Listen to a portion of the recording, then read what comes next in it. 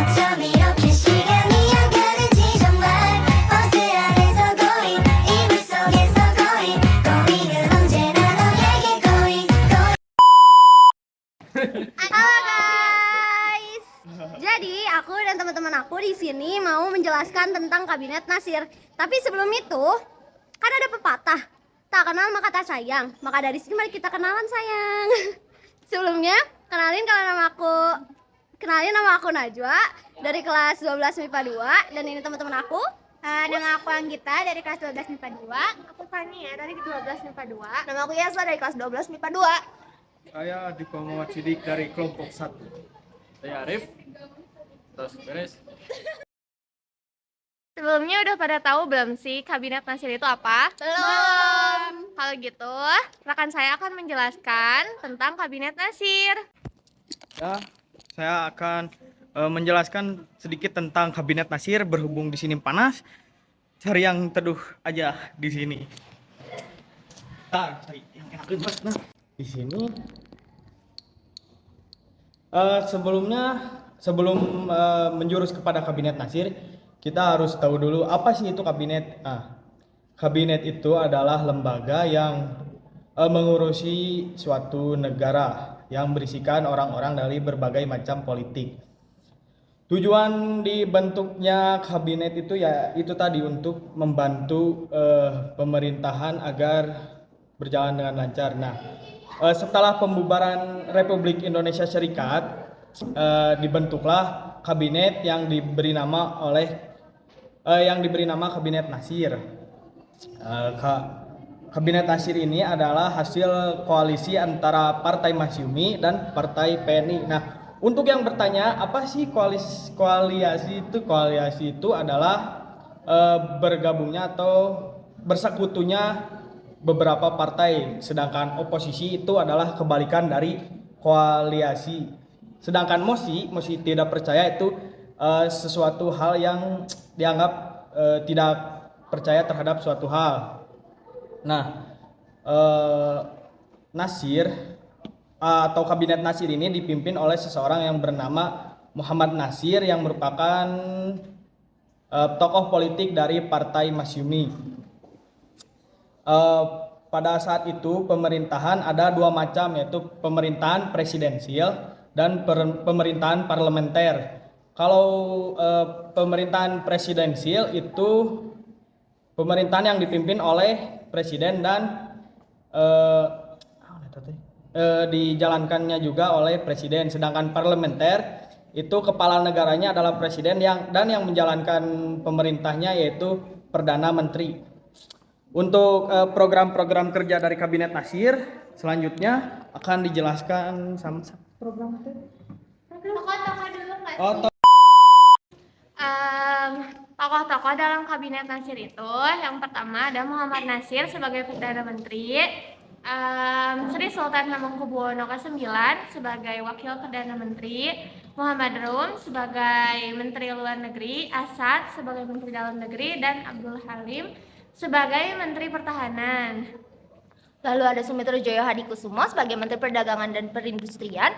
Lalu ada Juanda Kartawijaya sebagai Menteri Perhubungan. Lalu ada siapa lagi?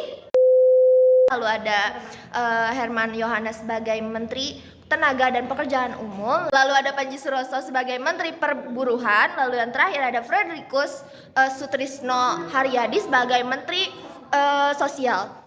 Nah, selanjutnya kita bakal ke bagiannya siapa? Program-program. Oke, di sini aku mau ngejelasin tentang program-program Kabinet Nassir. Yang pertama itu ada menyelenggarakan pemilihan umum untuk Dewan Konstituen. Terus yang kedua itu ada membantu pembangunan perumahan rakyat serta usaha dalam bidang kecerdasan sama kesehatan. Terus ada membantu dalam permasalahan Irian Barat. Terus ada lagi menyempurnakan organisasi di organisasi senjata perang.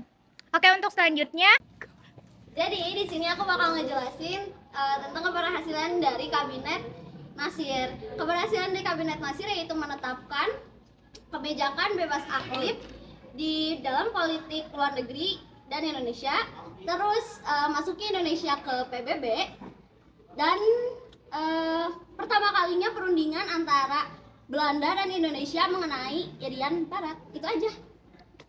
Terus selanjutnya bakal dilanjutin sama Arif ya. Oke Arif. Jadi kemunduran Kabinet Nasir karena gagalnya menyelesaikan masalah Irian Jaya. Masih masalah Irian Barat. Guys. Ya gitu, salah satu titik tengaruh lah. Ya, terus? Terus sama adanya mosi tidak percaya dari PNI kepada Kabinet Nasir. Karena Kabinet Nasir dituduh terlalu memihak kepada Mas Yuni, terlalu menguntungkan kepada Mas Yuni. Dan Kabinet Nasir akhirnya mengembalikan mandatnya kepada Presiden. Oke. Mungkin selanjutnya bakal dilanjutin sama Najwa. Jadi ada yang ketinggalan ya guys, dan akan dilanjutkan oleh siapa Ming? Sama Diva. Jadi pada saat pemerintahan Kabinet Nasir ada yang namanya itu program Benteng, di mana program Benteng ini membantu para pengusaha dengan modal lemah untuk agar bisa bersaing dengan pengusaha-pengusaha asing. Nah, tapi ada banyak sekali kegagalan dalam program ini.